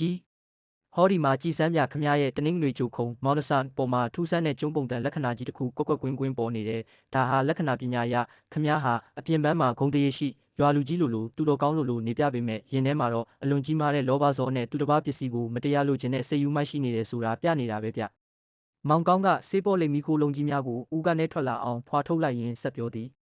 ပြီးတော့ခမရဲ့ဦးကောင်းလန်းကြောင်းအဆုံးဟာဗုဒ္ဓဟူးကျုခုံဘက်ကိုလှည့်ထွက်သွားပြီးအဆက်ပြောင်းငယ်လေးတွေပေါ်နေတဲ့ဒါဟာခမဟာလူတွေကိုစိတ်ညှို့အတက်အိမ်မွေးချအတက်တွေနဲ့လှည့်စားပြီးဒုစရိုက်အလုပ်တွေကိုလှုပ်ဝက်လုပ်ကင်နေတယ်ဆိုတဲ့တသက်ပဲဗျာခမဘလောက်ပဲကောက်ချစ်ပါစေခမရဲ့လက်ဖွားပြင်ကလက္ခဏာတွေကတော့အမှန်တရားကိုအော်ဟစ်နေပြီးကိုဘိုးထောင်ရဲ့ရွာလူကြီးဦးဘိုးထောင်သည်မောင်ကောင်းဤထက်မြက်လာသောလက္ခဏာစစ်တမ်းအောက်တွင်ဟန်မဆောင်နိုင်တော့ဘဲခေါင်းကိုငုံချလိုက်ရင်တုံရီဖြင့်ဖွင့်ဝင်ခံရှာလေတော့သည်ကျွန်တော်အမှန်အတိုင်းပြောပါမယ်စားပလင်းမင်းကြီးဗျာကျွန်တော်လူတက်ချင်လို့တက်ခဲ့တာမဟုတ်ပါဘူးဗျာကံတရားကြောင့်လုံမိသွားတာပါမိုးကတဖွဲရွာနေစေဖြစ်ပြီးဖျားပြက်ကြီးအတွင်း၌လေအေးကြီးတစ်ချက်တိုးဝင်လာရာ IPG ဥဆန်ရှားကင်ထားသောဓမီရောက်မိန်အောက်တွင်ရွာလူကြီးဦးဘိုးထောင်၏မျက်နှာကပို၍ပင်ဖြူဖြောလျက်ရှိသည်သူသည်တရွေ့တစ်ချက်ကိုခက်ခဲစွာမျိုးချလိုက်ပြီးနောက်သူ၏ဒုစရိုက်ဆက်ကြောင်းကိုစတင်ထွက်ဆိုလေတော့သည်ဒီလိုပါစားပလင်းမင်းကြီးပြလွန်ခဲ့တဲ့တလလောက်ကကျွန်တော်ဟောဒီဖျားပြက်ကြီးတဲ့ကိုလာရင်းနဲ့စင်းတူတော်အောက်ကလှုပ်ဝက်လိုင်ကူကြီးကိုအလိုနေရင်တွေ့ခဲ့တာပါအဲ့ဒီကူထဲမှာရှေးဟောင်းတက်တာကြီးတစ်လုံးရှိပြီးအထဲမှာတန်းချီတန်းတဲ့ရွှေတဲ့ပစ္စည်းတွေနဲ့ရွှေတင်ကားတွေရှိနေတာဗျဒါပေမဲ့အဲ့ဒီတက်တာကြီးကိုဖွင့်ဖို့အတွက်တော့ချက်က3ခုရှိရမယ်လို့ရေးထားတယ်ဗျအဲ့ဒီတော့ချက်3ခုတည်းကပထမဆုံးတစ်ခုကတော့ငွေဟောက်ရုပ်တံမြဝိုင်းတွေကိုတေဆုံးသူ3ဦးရဲ့ရင်ဘတ်ပေါ်မှာအစီအီတင်ထားမှလှုပ်ဝက်ချက်ပွင့်မယ်ဆိုတဲ့ဂမီယာနီစနစ်ပဲဖြစ်ပါတယ်ဗျဦးဘိုးထောင်ကပြောရင်းနဲ့လက်ထိတ်ခတ်ထားသောလက်များကိုတဆက်တုံရင်လျက်ဆက်ပြောရှာသည်ကျွန်တော်လဲရွှေထိုက်ကိုတဦးလဲပိုင်ကျင်တဲ့လောဘဇောနဲ့ရွာကအချီးနှီးဖြစ်နေတဲ့ရွာသား3ယောက်ကိုညဘက်ဟောဒီဖျားပြက်ကြီးတဲ့ကိုညခေါ်ခဲ့ပါတယ်ပြီးတော့ကျွန်တော်တက်မြောက်ထားတဲ့စိတ်ညှို့အတက်နဲ့သူတို့ကိုငိမ့်သက်အောင်အိမ်မွေးချလိုက်တာပဲဗျာသူတို့အိပ်ပျော်သွားတဲ့အချိန်ကြာမှကျွန်တော်မွေးမြူလေးချင်ထားတဲ့မွေးဟောက်ဆိုးကြီးကိုအစိတ်ဆုပ်ခိုင်းပြီးတက်ခဲ့တာပါသူတို့တည်သွားတော့မှကျွန်တော်ကိုယ်တိုင်သွန်းလုပ်ထားတဲ့မွေးဟောက်တံပြားဝိုင်းတွေကိုရင်ဘတ်ပေါ်မှာတင်ပြီးတက်တာကြီးကိုဖွင့်ဖို့လုပ်နေတော့စားပလင်းမင်းကြီးတို့ရောက်လာလို့ကျွန်တော်လောတကြီးထွက်ပြေးခဲ့ရတာပါပဲဗျာကျွန်တော်မှအပြစ်ရှိပါတယ်မောင်ကောင်းကဦးဘိုးထောင်၏ထွက်ဆိုချက်ကိုနားထောင်ရင်းနှက်ခမ်းသားတွင်ကပ်နေသောစေးပေါ်လိတ်တို့ကြီးကိုလက်ခလဲဖြင့်တဖြစ်ပြတောက်ချလိုက်၏သူ၏မျက်နှာကဒေါသတကြီးဖြစ်မသွားဘဲတရားသဘောကံတရားသဘောဖြင့်အေးစစ်ပင်ဆိုလိုက်သည်အေးဗျာကိုဘိုးထောင်ခမည်းမှလည်းဟောဒီလိုလောဘဇောအကြောင်းအကျိုးတွေရှိလို့လုံးမိတာကိုကံတရားပေါ်ဗျာသူတစ်ပါးအသက်ကိုတက်ပြီးရတဲ့ရွှေထိုက်ဆိုတာဘယ်တော့မှမြဲတာမဟုတ်ဘူးဗျခမည်းရဲ့ကံစားတာကတော့ဒီညဟောဒီဖျားပြက်ကြီးထဲမှာတင်လုံးဝနှိဋ္ဌိတန်သွားခဲ့ပြီမောင်ကောင်းကပြောဆိုဖြင့် IPG ဦးဆန်ရှားဘက်သို့လှည့်ကာဆိုလိုက်၏ကဲ IPG ဦးဆန်ရှားတရခန်ငနေသားကိုခေါ်သွားပြီတော့ဗျာမြို့ကပလိတ်ဖွဲ့စီကိုအလိုက်ဦးငါကတော့ဆရာကြီးဦးမြတ်တာရဲ့အိမ်ကိုပြန်ပြီးရေနွေးချမ်းပူလေးတောက်ရင်ခီးပြင်ရအောင်မယ်ဗျာဟေ့လူမောင်ကောင်းရွှေထိုက်တက်တာကြီးကိုမဖွင့်ကြည့်တော့ဘူးလားဗျာ IPG ကဦးဘိုးထောင်ကိုဆွဲရင်လှမ်းမေးရှာသည်မောင်ကောင်းကဆေးပေါ်လိမ်မီခိုးလုံးကြီးများကိုဦးကနေထွက်လာအောင်ဖွာထုတ်လိုက်ရင်ခက်ပြုံးပင်ဆိုလိုက်၏ရွှေတိုက်ကတော့အစိုးရဘဏ္ဍာအဖြစ်ပလိတ်မင်းကြီးတို့ပဲလာသိမ်းပါလိမ့်မယ် IPG ပြငါတို့စားပလင်းတွေနဲ့မဆိုင်တော့ဘူးဗျကဲတွားကြစို့ဆရာဆန်ရွာဖျားပြက်ကြီးအတွင်းမှာလူတက်မှုကြီးပြီးဆုံးသွားပြီးနောက်ကတာမျိုး၏လေတူးကတဖြည်းဖြည်းအေးချမ်းသွားခဲ့လေပြီးမိုးကလည်းဆဲသွားခဲ့ပြီးဖြစ်သည်ဖြင့်လာပညာ၏လာရောင်ကတစ်ပင်ကြီးများကြားမှတဆင့်မြေပြင်ပေါ်သို့ဝင်းကနဲ့လင်းလျက်ရှိနေတော့သည်စားပလင်းမောင်ကောင်းသည်ဆရာကြီးဦးမြတ်တာ၏ဝါချံဝင်းအိမ်ကလေးတွင်ရှိကလတ်ထိုင်တွင်ထိုင်ရင်းလက်ကြားထဲကဆေးပေါ်လိတ်ခါကြီးကိုတဖြည်းဖြည်းဖိတောက်နေ၏သူ၏ရှေ့တွင်မူ IPG ဦးဆန်ရှားကတရက်ခန့်ဦးဘိုးထောင်ကိုမြို့နယ်ပလိတ်ကစီသို့တွားရောက်အနှံပြီးနောက်ရောက်ရှိလာကရေနွေးချမ်းပူကိုပလုတ်ခါနှင့်ငိန်ရီရှက်ရီတောက်နေချေပြီကဲ IPG ဟောဒီကတာမျိုးကမှုခင်းလဲတေတက်ဆက်သိမ်းသွားပြီဆိုတော့ငါတို့ရန်ကုန်ကိုပြန်ဖို့ယထာလက်မှတ်ပြင်ရတော့မှာပဲဗျာမောင်ကောင်းကညီးတွားလိုက်ရင်နှက်ခမ်းနားကပ်နေသောစေးပေါ်လိတ်တို့ကြီးကိုလက်ခလဲဖြင့်တဖြည်းဖြည်းပြတောက်ချလိုက်သည်ထိုစဉ်မှာပင်ခြံဝင်းအပြင်ဘက်မှခြေတံခတ်မှန်တစ်ခုကြားလိုက်ရပြီးဘူဒါယုံကကျေးနန်းပိုလူလင်တယောက်သည်အိမ်ထဲသို့အပြေးလွှာဝင်ရောက်လာခဲ့၏စားပလင်းမင်းကြီးမောင်ကောင်းစီကိုရန်ကုန်ကအရေးပေါ်ကျေးနန်းစာရောက်လာလို့ပါဗျာကျေးနန်းပိုလူလင်ကလူသေးစွာဆိုရင်ကျေးနန်းစာဆောင်ကိုစပွဲပေါ်သို့တင်လိုက်သည်မောင်ကောင်းကစေးပေါ်လိမ့်ငွေများကြားမှထိုကျေးနန်းစာကိုအိတ်ကက်ထဲမှမှန်ပြီးလူဟောင်းကြီးထုတ်ကာဆေးဆက်ဖက်ရှုလိုက်၏သူ၏မျက်မှောင်ကြီးကကုတ်ကနေဖြစ်သွားသည်ဟေးဒါကဘလို့လဲဗျာမောင်ကောင်းကညီးတွားလိုက်သည်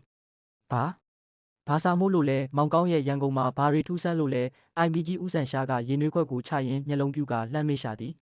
မောင်ကောင်းကကျေးနန်းစာကိုစပွဲပေါ်သို့ချလိုက်ရင်ဆေးပေါ်လိတ်အတစ်တလိတ်ကိုထိုးညှိကခက်ပြင်းတစ်ချက်ဖွာလိုက်ပြီးနောက်လေးနက်သောအတန်ဖြင့်ဆိုလေသည်ရန်ကုန်မြို့စမ်းကြောင်းရက်ကွက်ကစံကုန်တဲ့ကြီးဦးဘိုကြီးရဲ့အိမ်မှာဗျာညဘက်ကျရင်အိမ်ပေါ်ထက်ကနေပြီးလူမရှိဘဲစောင်းတီးတန်တွေအလိုလိုထွက်ပေါ်နေတဲ့ဒါတင်မကဘူးအဲ့ဒီစောင်းတန်ကြားရတဲ့ညတိုင်းမှာအိမ်သားတယောက်ချင်းစီဟာအိမ်ရထဲမှာတင်တွေးအံပြီးတေဆုံးနေကြတယ်တဲ့ဗျာအခုပလိတ်မင်းကြီးကိုယ်တိုင်ငါစီကိုချက်ချင်းပြန်လာခဲ့ဖို့ကျေးနန်းရိုက်ခေါ်လိုက်တာပဲ IPG မောင်ကောင်းဤစကားကြောင့် IPG ဦးဆန်ရှားတာမကဘေးနားကဆရာကြီးဦးမြတ်တာပါအံ့အားတင်းလျက်လမ်းဖြန့်သွားကြလေတော့သည်မောင်ကောင်းသည်ထိုင်နေရာမှထွက်လိုက်ပြီးသူ၏အိတ်ကပ်အများကြီးပါသောကုတ်အင်ဂျီအိုကြီးကိုပြင်ဝစ်လိုက်၏သူ၏နှက်ခမ်းထောင်တွင်ထူးဆန်းသောအပြုံးတစ်ခုပေါ်ထွက်လာတော့သည်တဟားဟာကောင်းပြီဗျာငါတို့လည်းကတ်တာမှအချိန်ဆိုင်မနေတော့ဘူးမနက်အစောကြီးယထာနဲ့ရန်ကုန်ကိုချက်ချင်းပြန်ကြဆိုစမ်းကြောင်းကသွေးဆိုးနဲ့စောင်းတန်နောက်ွယ်ကငနေသားကိုငါတို့သွားပြီးအမဲလိုက်ကြတာပေါ့ IPG ဗျာမောင်ကောင်းသည်စေးပေါ်လိတ်ကြီးကိုတဖြစ်ဖြစ်တောက်ရင်းညစ်နက်တက်ကောင်လာရောက်အောက်တွင်အင်္ဂလိပ်တွင်မှခြေလန်းကျဲကြီးများဖြင့်ချက်ချင်းထွက်ခွာရန်ပြင်ဆင်လေတော့တည်းရန်ကုန်မြို့စမ်းချောင်းရက်ကွက်၏ညစ်ဦးရန်ချိန်သည်ခါတိုင်းညများထက်ပိုမိုမောင်မိုင်းအေးစိမ့်လျက်ရှိသည်မိုးကတဖွဲဖွဲရွာနေစေဖြစ်သည်ဖြင့်လမ်းမထက်တွင်လက်မြင်သောမြင်းလဲအချို့နှင့်လန်ချားတံမှတပါတိတ်ဆိတ်လျက်ရှိ၏ကတာမျိုးမှရန်ကုန်သို့မိရထားကြီးဖြင့်အပြေးအလွှာပြန်လည်ရောက်ရှိလာသောစားပလင်းမောင်ကောင်းနှင့် IPG ဦးဆန်ရှားတို့သည်စံကုန်တဲ့ကြီးဦးဘိုကြီး၏အိမ်မကြီးရှိတွင်မြင်းလဲပေါ်မှဆင်းသက်လိုက်ကြသည်ဦးဘိုကြီး၏အိမ်ကြီးကရှေးဟောင်းကလိုနီခေတ်လက်ရအဆောက်အုံကြီးဖြစ်ပြီးခြံဝင်းအတွင်းရှိတစ်ပင်ကြီးများကအိမ်မကြီးကိုအုပ်ဆိုင်စွာဖုံးရမ်းထားသဖြင့်ကြည်ရသည်မှာတမျိုးကြီးကြောစိမ့်ပွေရာကောင်းလာ၏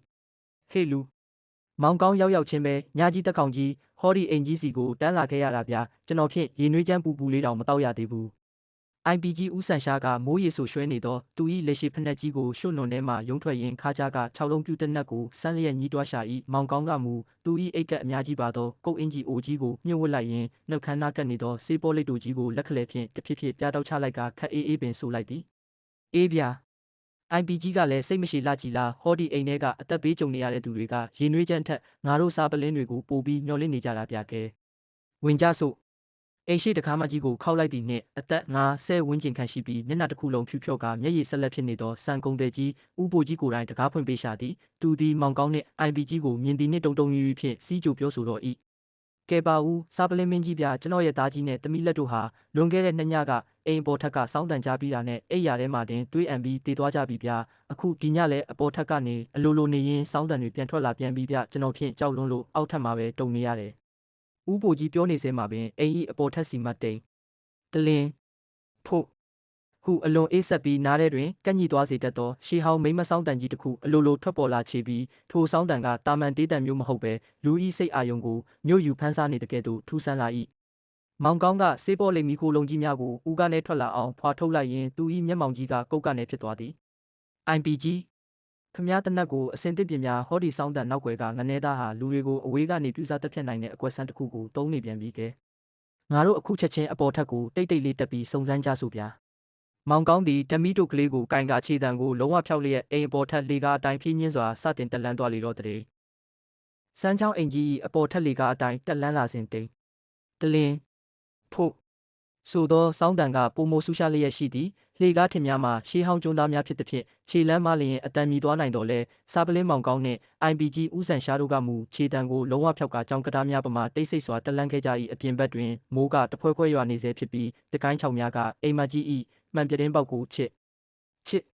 ဟုမြည်အောင်လာရောက်ရိုက်ခတ်နေကြသဖြင့်လေထုကပို၍ကြောစိမ့်ပွေရာကောင်းလာသည်အပေါ်ထက်စင်ကြံလန်းအဆုံးရှိအခန်းတစ်ခန်း၏တကားဝသို့ရောက်ရှိလာသောအခါစောင်းတံမှာထိုအခန်းတွင်မှထွက်ပေါ်နေခြင်းဖြစ်ကြောင်းအသေးချာတိလိုက်ရ၏အခန်းတကားမှာအနှဲငယ်ဟဟကလေးပွင့်နေပြီးအထဲမှဖျောင်းတိုင်မိမိန်လေးတစ်ခုလွင့်ပြောလျက်ရှိသည်ဟေးလူမောင်ကောင်းစောင်းတံကဒီထဲကပဲဗျာကျွန်တော်ဖြစ်တနက်ကိုကြစ်ပါအောင်စုပ်ထားရတယ်IPG ဦးဆန်ရှားကမောင်ကောင်း၏နာနာတို့ကတ်ကခတ်တိုးတိုးလှမ်းပြောလိုက်ရင်း6လုံးပြူတနက်ကိုအစင်သင့်ပြင်ထားရှာ၏မောင်ကောင်းကမူသူ၏နှုတ်ခမ်းသားတွင်ကတ်နေသောစေးပေါ်လိတ်တို့ကြီးကိုလက်ခလဲဖြင့်တဖြစ်ဖြစ်တောက်ချလိုက်ရင်းဟာနေသောတကားဝါမှတဆင့်အခန်းတွင်သို့ဆေးဆေးဆက်ဆက်ချောင်းမြောင်းကြည့်ရှုလေတော့သည်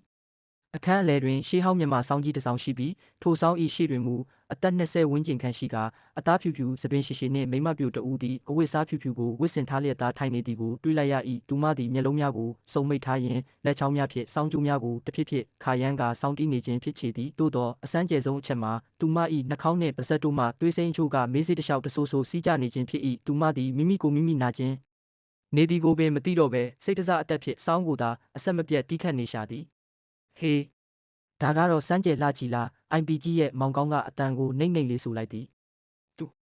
သူကသွေးတွေအန်နေပါလျက်နဲ့ဘာလို့စောင်းကိုဆက်တီးနေရတာလဲမောင်ကောင်း IPG ကမျက်လုံးပြူးကမေးရှာသည်ဒီမိန်းကလေးဟာစံကုန်တဲ့ကြီးဥပိုကြီးရဲ့အငယ်ဆုံးသမီးမမြလေးဖြစ်ရမယ် IPG သူမဟာလွန်ခဲ့တဲ့2ညကတေးဆုံးသွားခဲ့တဲ့သူမရဲ့မောင်နှမတွေလိုပဲ လူသက်သမားရဲ့စိတ်ညှို့အတက်ကိုခံလိုက်ရပြီးအိမ်မွေးချခံထားရတာဗျသူမရဲ့စိတ်အာရုံကိုတစုံတစ်ယောက်ကအဝေးကနေကြိုးကင်ပြီးစောင်းတီးခိုင်းနေတာစောင်းတန်ရဲ့တုန်ခါမှုနဲ့စိတ်တဆက်ဖိအားကြောင့်သူမရဲ့ရင်ဘတ်ထဲကတွေးကြောတွေပေါက်ကွဲပြီးတွေးအံနေတာပဲကဲ IPG နှောက်နှေးမနေနဲ့တော့ဝင်ပြီးစောင်းကြိုးတွေကိုဖျက်ပစ်မှဒီမိန်းကလေးအသက်ချမ်းသာရလိမ့်မယ်ဗျာမောင်ကောင်းကအမိတ်ပေးလိုက်သည်နှင့် IPG ဦးဆန်ရှားသည်အခန်းတကားကိုဝုန်းကနဲ့တွန်းဖွင့်ကဝင်ရောက်သွားပြီးမောင်ကောင်းကမူသူ၏အိတ်ကပ်အများကြီးပါသောကုတ်အင်ဂျီအိုကြီးကိုပြင်ဝစ်လျက်စောင်းကြိုးများကိုဖျက်တောက်ရန်အမြန်ဆုံးပြေးဝင်လိုက်တော်လေတဲ့မောင်ကောင်းနှင့် IPG ဦးဆန်ရှားတို့အခန်းထဲသို့ဝုန်းကနဲ့ဝင်လိုက်သည်နှင့်တပြိုင်နက်စောင်းတီးနေသောမမြလေး၏လက်ချောင်းများကပုံမူမြန်ဆန်လာပြီးစောင်းတန်ကလည်းနားကွဲမတက်ဆူးရှတုံခါလာခဲ့သည်မောင်ကောင်းသည်အချိန်ဆိုင်မနေပဲသူ၏အိတ်ကပ်အများကြီးပါသောကုတ်အင်ဂျီအိုကြီးထဲမှဓားမြောင်ကလေးကိုဖျက်ကနဲ့ထုတ်ယူကာတုံခါနေသောစောင်းကြိုးများကိုဖျက်ဟုမြည်အောင်အရှိန်ဟုန်ဖြင့်ဖျက်တောက်ချပစ်လိုက်တော်သည်စောင်းကြိုးများပြတ်တောက်သွားသည်နှင့်တပြိုင်နက်အခန်းတွင်းရှိစောင်းတန်ကြီးမှာဟာကနဲ့ငိမ့်သက်သွားပြီးမမြလေးသည်လည်းကျိုးပြတ်သွားသောရုပ်သေးရုပ်ပမာကျမ်းပြင်ပေါ်သို့အာခေါင်ကြီးလျက်ဝုန်းကနဲ့လဲပြူကျသွားရှာတော်သည်မမြလေးဟေ့လူမောင်ကောင်းမင်းကလေးတော့သတိလစ်သွားပြီးဗျာနှာခေါင်းကလည်းသွေးတွေစီးကျနေတော့မယ်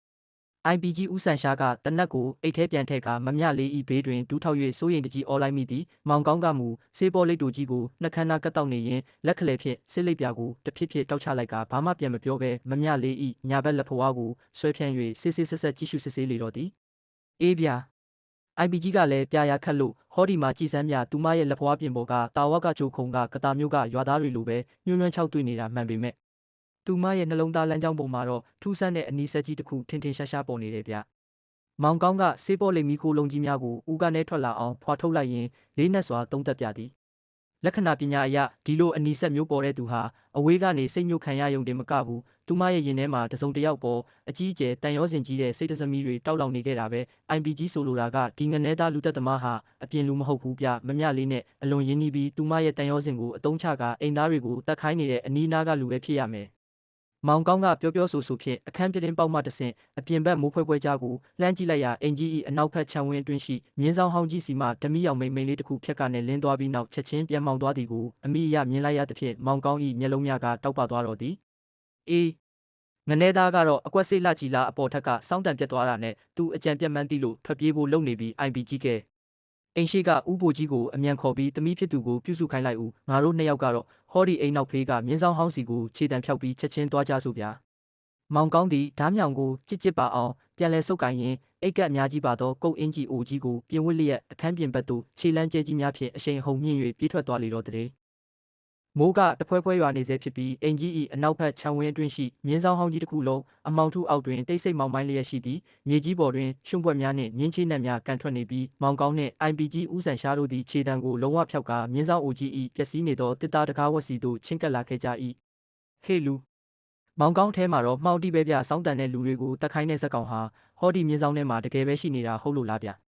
IPG ဦးဆန်ရှားကမောင်ကောင်းဤနောက်ကနေတက်ကခတ်တိုးမေးလိုက်ရင်ခါကြားက6လုံးပြူတနက်ကိုအစင်သင့်ဆွဲထုတ်ထားရှာသည်မောင်ကောင်းကမူသူ၏နှကန်းသားတွင်ကတ်နေသောဆေးပေါ်လိတ်တို့ကြီးကိုလက်ခလဲဖြင့်တဖြစ်ဖြစ်ပြတောက်ချလိုက်ရင်မျက်လုံးများကိုဆူးရှစွာထားလျက်ခက်အေးပင်ဆူလိုက်၏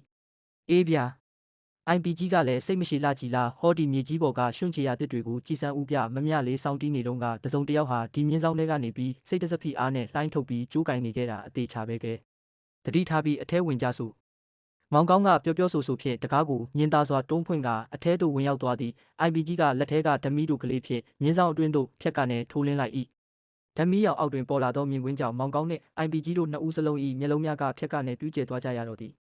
မြင်းဆောင်အလယ်တွင်မျက်ခြောက်ပုံကြီးတစ်ခုရှိပြီးထိုမျက်ခြောက်ပုံပေါ်တွင်ရှေးဟောင်းကရင်ဖားစီကြီးတစ်လုံးကိုကန့်လန့်ဖြတ်တင်ထားလျက်သာတွေ့လိုက်ရ၏ဖားစီကြီးရှေ့တွင်မူအသက်30ဝန်းကျင်ခန့်ရှိကဝစ်စားဆင်ရင်ပုံခစ်ဆန်လာသောလူငယ်တဦးသည်မျက်လုံးများကိုစုံမိထားရင်းလက်ထဲတွင်မဟူရာရောင်ပလွေဟောင်းကြီးတစ်လုံးကိုကိုင်ဆောင်လျက်သားထိုင်နေချေပြီးသူ၏ဘေးပတ်လည်တွင်မူထူဆန်းသောဖျောင်းတိုင်အနက်9တိုင်ကိုကျဲပွင့်ပုံတံထွန်းညှိထားသည်ကိုတွေ့ရသည်ဟေးဒါကတော့စမ်းကြယ်လှကြည်လား IPG ရဲ့မောင်ကောင်းကအတန်ကိုနှိမ့်လေးဆိုလိုက်သည်မောင်ကောင်းသူကမမြလေးရဲ့အကိုဝမ်းကွဲမောင်စိန်တွင်မဟုတ်လားဗျသူကဘာလို့ဒီပလွေကြီးကိုကင်ပြီးဖားစီရှိမှထိုင်နေရတာလဲ IPG ကမျက်လုံးပြူကမေးရှာသည်ဒီငနဲသားဟာတာမန်လူမဟုတ်ဘူး IPG သူကအထက်လန်းအောက်လန်းကပီးရအတက်ကိုလေ့လာထားတဲ့သူပဲသူကဟောဒီပလွေတန်နဲ့ကရင်ဖားစီရဲ့တုံခါမှုလိုင်းတွေကိုပေါင်းဆက်ပြီး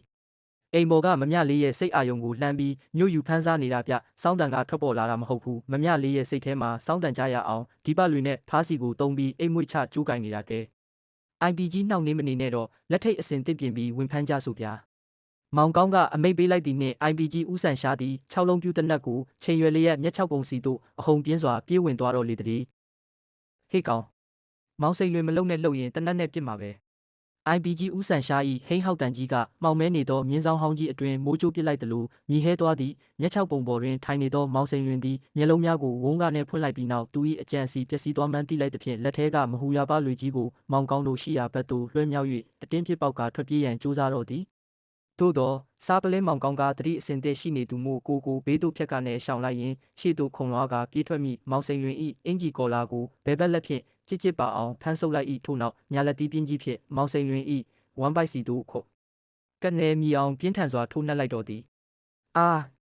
မောင်စိန်လွင်သည်တစ်ချက်ညီးတွားလိုက်ရင်မြေပြင်ပေါ်သို့ဒူးထောက်ကျသွားချေပြီး IPG ဦးဆန်ရှားကအပြေးလွှားလာခဲ့ပြီးထိုသူ၏လက်နှစ်ဖက်ကိုအနောက်သို့ဆွဲလိန်ကကလောက်ဟုမြည်အောင်လက်ထိတ်ကိုအမိရခတ်ပစ်လိုက်တော်သည်ကဲ IPG ဦးဆန်ရှာဟောဒီငနေသားကိုဖျောင်းတိုင်ပြီးအလင်းရောင်နာကိုဆွဲခေါ်ခဲ့စမ်းပါဥပြစမ်းချောင်းကစံကုန်တဲ့ကြီးရဲ့သားသမီးတွေကိုအေးသွေးဆက်ဆက်နဲ့လှည့်စားတက်ဖြတ်ခဲ့တဲ့ဒီလူလေကြီးရဲ့ကံကြမ္မာလမ်းကြောင်းကိုငါတို့တည်တည်ချာချာကြည့်ကြတာပေါ့မောင်ကောင်းကနှက်ခမ်းသားတွင်ကတ်နေသောစေးပေါ်လိတ်တူကြီးကိုလက်ခလဲဖြင့်တဖြည်းဖြည်းပြတောက်ချလိုက်ရင်ခက်အေးပင်ဆိုလိုက်၏ IPG ကမောင်စိန်လွင်ကိုဆွဲခေါ်လာပြီးသူ၏ညာဘက်လက်ဖွားကိုဖြန့်၍ဖျောင်းတိုင်မီနီးတွင်ထိုးပြရှာသည်မောင်ကောင်းသည်သူ၏အိတ်ကပ်အများကြီးပါသောကုတ်အင်ဂျီအိုကြီးထဲမှမှန်ပြီးလူဟောင်းကြီးကိုထုတ်ယူကာမောင်စိန်လွင်၏လက်ဖွားပြင်ပေါ်ကလမ်းကြောင်းများကိုအနီးကပ်စစ်ဆက်ကြည့်ရှုစစ်ဆေးလေတော့သည် IPGဟောဒီမှာကြည်စမ်းပြဒီငနဲသားရဲ့တောကြချိုခုံမော်နဗန်နက်စ်ပေါ်မှာထူးဆန်းတဲ့ကြက်ချီခက်လက္ခဏာအမဲကြီးတွေအစီအီပေါ်နေတယ်ဒါဟာလက္ခဏာပညာအရခမားဟာစိတ်တစားအာယုံခံစားမှုတွေကောက်ချစ်စင်းလဲတဲ့လောဘဇောတွေကိုရင်ထဲမှာမြုပ်နှံထားတယ်ဆိုတာပြနေတာပဲပြပြီးတော့ခမားရဲ့ဥကောင်းလမ်းကြောင်းဟာအင်္ဂါချိုခုံဘက်ကိုအာယူပြီးကွေးစင်းသွားတယ်ဆိုလိုတာကခမားဟာငွေကြေးနဲ့အာဏာအတွက်ဆိုရင်မိမိရဲ့ဆွေမျိုးအရင်ချတွေကိုတောင်အိမ်မွေးချပြီးတပ်ဝက်နဲ့စရိုက်ဆိုရှိတဲ့သူပဲမောင်ကောင်းကစေးပေါ်လိမ်မီခိုလုံးကြီးများကိုဦးကနေထွက်လာအောင်ဖွာထုတ်လိုက်ရင်မောင်စိန်လွင်၏မျက်နာကိုဆူရှစွာစိုက်ကြည့်ကစကားတခုံးကိုပြတ်သားစွာဆိုလိုက်လေတော့သည်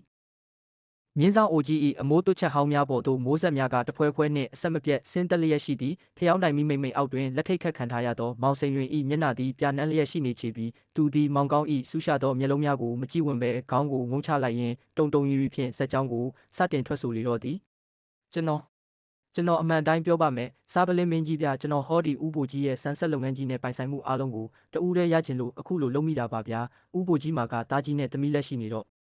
သူတို့ရှိနေတဲ့၍ကျွန်တော်အတွက်အမွေခွဲတန်းကရစရာမရှိဘူးဗျအဲ့ဒါနဲ့ပဲကျွန်တော်အိန္ဒိယဘက်မှာတွားရောက်တင်ယူခဲ့တဲ့ဟောဒီစိတ်မျိုးအိမ်မွေချတက်ကိုသုံးဖို့ကြံစီခဲ့တာပါ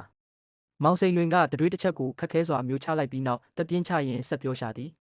မမြလေးကပင်ကိုကလေးကကျွန်တော်ပေါ်